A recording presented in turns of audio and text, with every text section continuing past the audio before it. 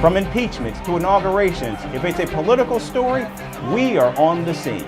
The race for the White House is heating up. We're beating Biden. How dare he say that? If it's breaking news, we're live with the latest coverage. From the White House, the State Department, and Capitol Hill, we know the issues, but above all, we know the players to bring you the latest in-depth analysis on all the key stories that we're covering. I'm Eric Ham. Join me from Washington here on Firstpost America.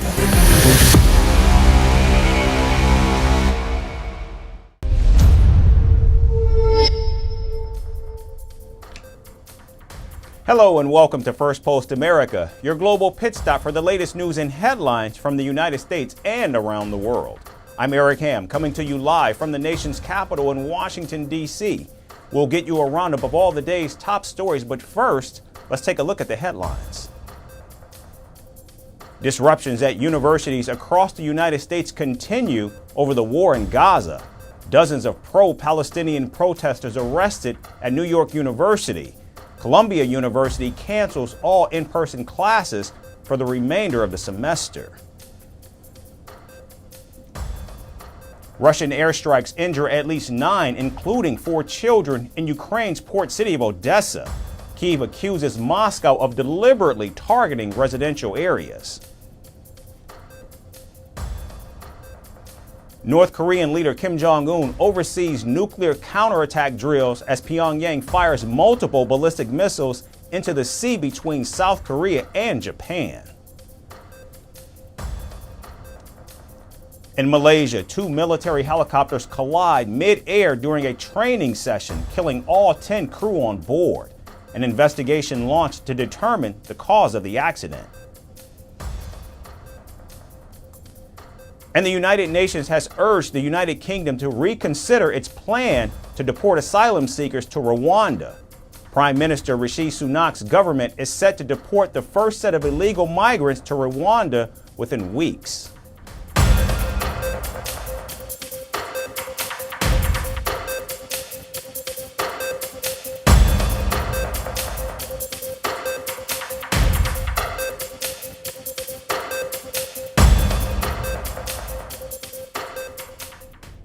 We begin in the Middle East, where tensions along Israel's northern border are rising as Hamas ally Hezbollah launches dozens of rockets.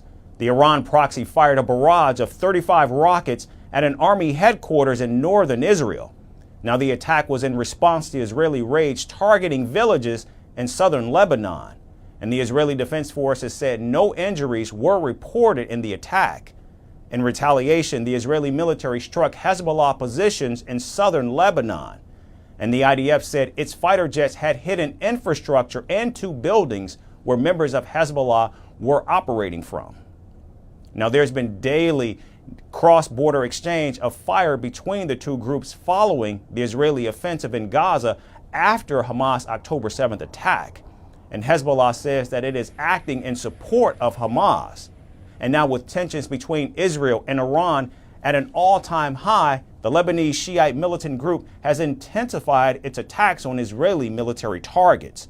In fact, since October 7th, at least 376 people have been killed in Lebanon, of which 70 were civilian casualties. Israel says that at least 10 of its soldiers and 8 civilians have been killed in Hezbollah attacks. The hostilities have also displaced tens of thousands of people from border communities in northern Israel and southern Lebanon. Meanwhile, the Israeli military continues its onslaught in the Gaza Strip. And on Monday, the IDF said it searched and destroyed Hamas infrastructure and eliminated Hamas fighters in central Gaza. In southern Gaza, Israeli troops returned to Khan Yunis again and launched a raid against Palestinian militants. Armored Israeli military vehicles were also seen moving along the Gaza border.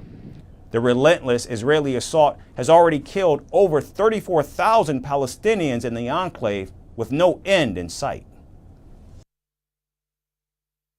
Now, here in the United States, former President Donald Trump's hush money trial has begun in New York.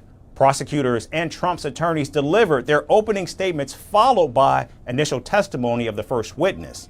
A historic and unprecedented case as Donald Trump becomes the first president, sitting or former, to face a criminal trial in American history. The former commander-in-chief has been indicted on 34 felony counts for falsifying business records back in 2016 to cover up a $130,000 payment to adult film star Stormy Daniels. Now, the money was allegedly paid to buy her silence about their sexual encounter. The prosecution also accused Donald Trump of breaking the law by attempting to interfere with the 2016 elections by trying to deceive voters about the alleged affair. Defense lawyers told the jury that the former president did not commit any crime and that the case in Manhattan held no merit. In fact, Donald Trump called the hush money trial an attempt by President Joe Biden to ruin his election campaign. Thank you very much. I just want to say before we begin, these are all Biden trials. This is done as election interference. Everybody knows it. I'm here instead of being able to be in Pennsylvania and Georgia and lots of other places campaigning. Now, New York prosecutors say that Donald Trump falsified payments to Stormy Daniels by claiming they were for his former attorney, Michael Cohen, who then paid Daniels. Cohen says that he sent the money to Daniels on Donald Trump's direction. However, the former president's defense says that Cohen is lying about his bookkeeping. In fact, Donald Trump verbally attacked Cohen on the very first day of the trial. Because, as you know, Cohen is a lawyer, represented a lot of people over the years. Now, I'm not the only one. And wasn't very good in a lot of ways in terms of his representation. But he represented a lot of people. But he puts in an invoice or whatever, a bill, and they pay and they call it a legal expense. I got indicted for that. And Trump did not stop there. In fact, he took to social media to attack Cohen, the Manhattan prosecutors, and the judge. The former president is already under a gag order for targeting the judge's daughter on social media. Now, the court is, in fact, considering penalizing Donald Trump for violating the gag order. In fact, the Manhattan prosecutors claim that Donald Trump has already violated the gag order 10 times. Meanwhile, the presumptive Republican nominee says that he will try to be nice during the trial, but continues to call it a targeted political witch hunt. Names, I want to be nice. I want to be very nice. But a thing like that, and a thing like what's going on right here should never be happening. It's a very, very sad day in America, I can tell you that. Thank you very much. Now, experts believe that the hush money trial is the least consequential for the former president, and that a guilty verdict would not bar him from taking office if, in fact, he's elected. However, if Donald Trump is in fact found guilty, he is likely to be spared jail time and slapped with a fine instead. But with at least 91 felony counts lined up, Donald Trump's political fate rests with the outcome of this and other pending criminal trials. And to be clear, a conviction on any of these charges would serve as a scarlet letter for the former president in his run for the White House. And staying in the United States, the Supreme Court debated for over 2 hours whether civic authorities had the right to fine people for being homeless. Now, this comes after a town called Grant Pass in Oregon imposed fines on people who were homeless and who were camping on public property, including city parks. As homelessness reaches a record high in the country, the Supreme Court fears that more local authorities will implement anti-camping orders. So has being homeless now become a crime in the United States? Our next report explains the situation further. One of the most significant cases in decades is bothering the Supreme Court of the United States. Now, it's not about abortion or freedom of speech. Instead, it's about camping. Yes, camping, a fun activity that people undertake in nature to get away from the hustle and bustle of city life. Except now, camping has a new meaning, particularly in a small town called Grants Pass in the state of Oregon. The town's local government has passed an ordinance that bans camping. Here's how local authorities term it. Bedding, sleeping bag or other material used for bedding purpose or any stove or fire is banned on public property and public parks. Violators are being fined up to $295. Some even face a jail term of 20 days if they're repeat offenders. So why did this town in Oregon take such a drastic step against camping? It's to fight the growing number of homeless people. Homelessness is on the rise in the US. The country saw a 12% increase overall and a 15% increase in major cities. And now Grants Pass in Oregon has decided to tackle homelessness by making it illegal. That's right, if you don't have a roof to sleep under and are using public property to sleep, you're committing a crime. Now the Supreme Court is worried that this will create a chain reaction across other American cities. The judges debated for over 2.5 hours, but local community members are worried about further implications.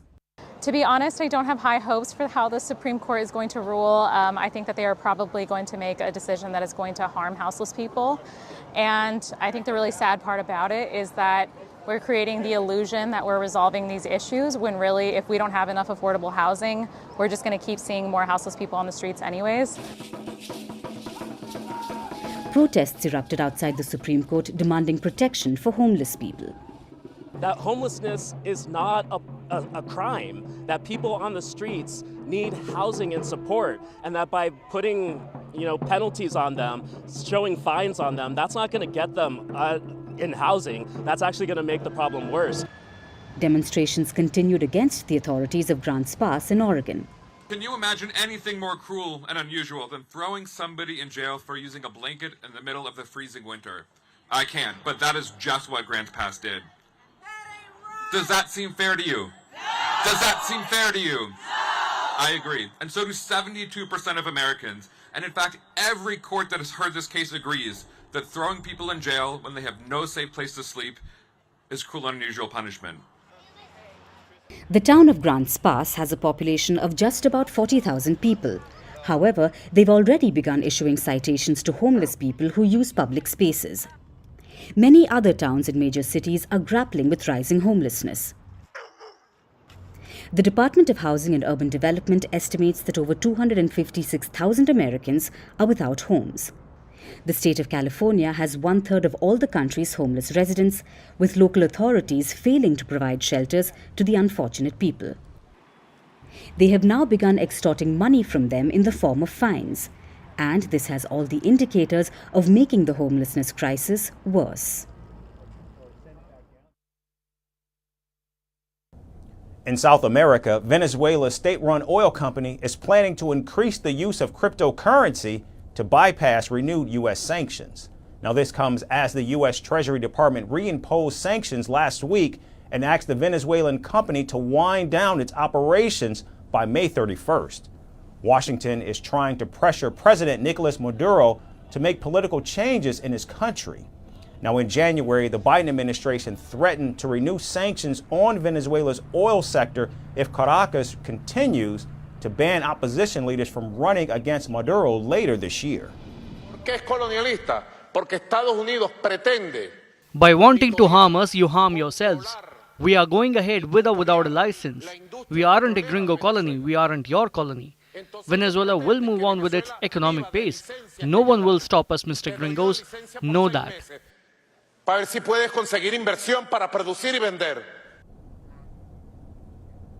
Barred opposition leader Maria Corina Machado has been banned from holding office for at least 15 years. Machado is accused of supporting the American sanctions and has been charged with corruption by Venezuela's highest court. The regime has violated every agreement they had. They have not complied with everything that they committed with doing. Instead, they have intensified repression, they have incarcerated more people, they have persecuted, they have barred opposition members. Everything they've said they would not do. Meanwhile, the other side has complied with their own part of the agreements, including myself.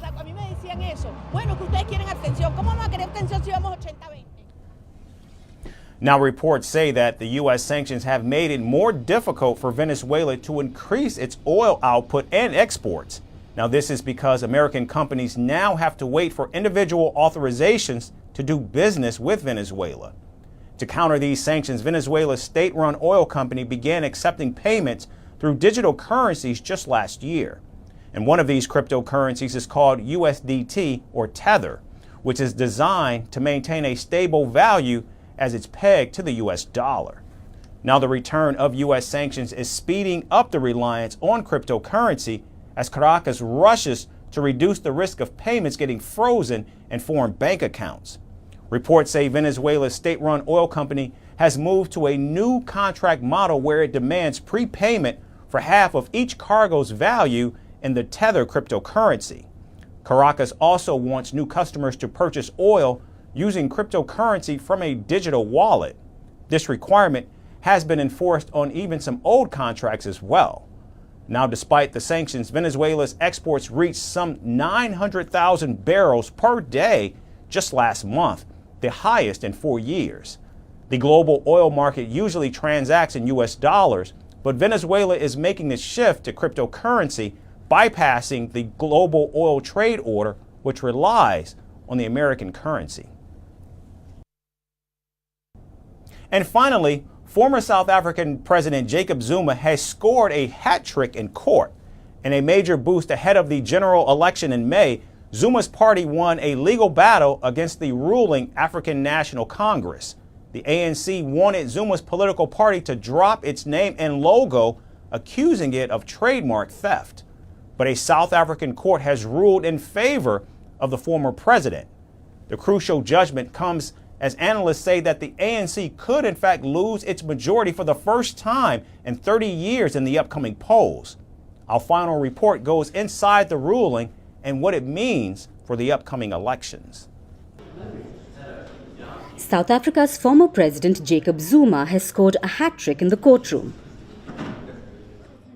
His new party, Umkhonto weSizwe, or the MK party, has won a legal battle against the ruling African National Congress, or the ANC.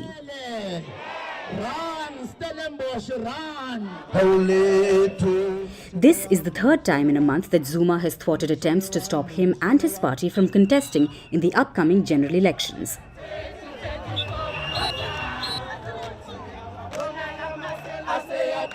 In the latest case, the governing ANC accused the MK party of copyright infringement. It tried to force the party to drop its name and its logo, saying that the latter takes from the now disbanded military wing.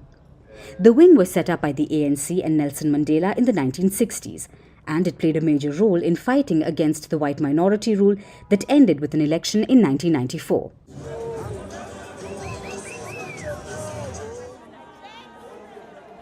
The ANC argued that the use of the name Umkhonto weSizwe, which translates to Spear of the Nation in English, would lead to confusion among voters in the upcoming polls in the end of May.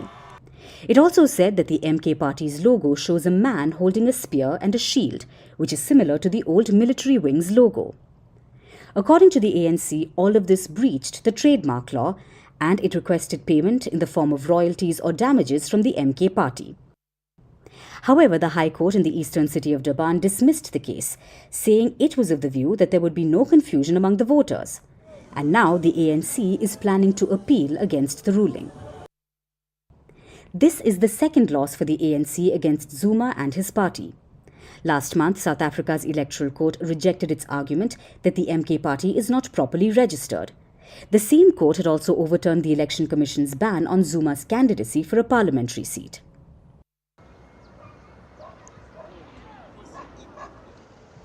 Notably, the South African Constitution bars people from holding public office if they're convicted of a crime and sentenced to more than 12 months in prison. In 2021, Zuma was sentenced to 15 years in prison for failing to testify in a corruption investigation.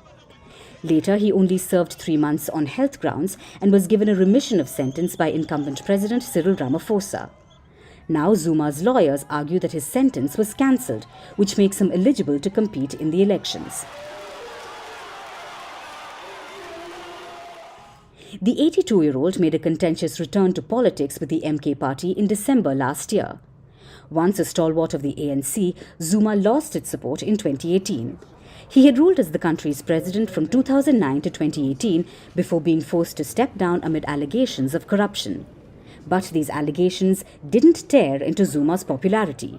Instead, his new MK party has been witnessing a boost in support. As South Africa heads to a general election, with rising unemployment, high cost of living, lack of electricity and criminal violence among the top concerns for voters, analysts believe that the African National Congress is likely to lose its majority for the first time in 30 years. And they say eroding its vote is Jacob Zuma and his MK party.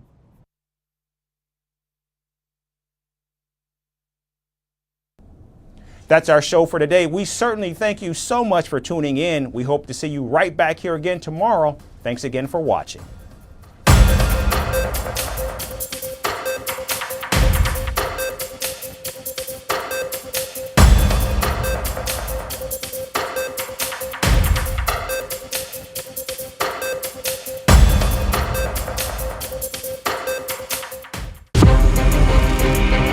From impeachments to inaugurations, if it's a political story, we are on the scene. The race for the White House is heating up. We're beating Biden. How dare he say that? If it's breaking news, we're live with the latest coverage. From the White House, the State Department, and Capitol Hill, we know the issues, but above all, we know the players to bring you the latest in-depth analysis on all the key stories that we're covering. I'm Eric Ham. Join me from Washington here on First Post America.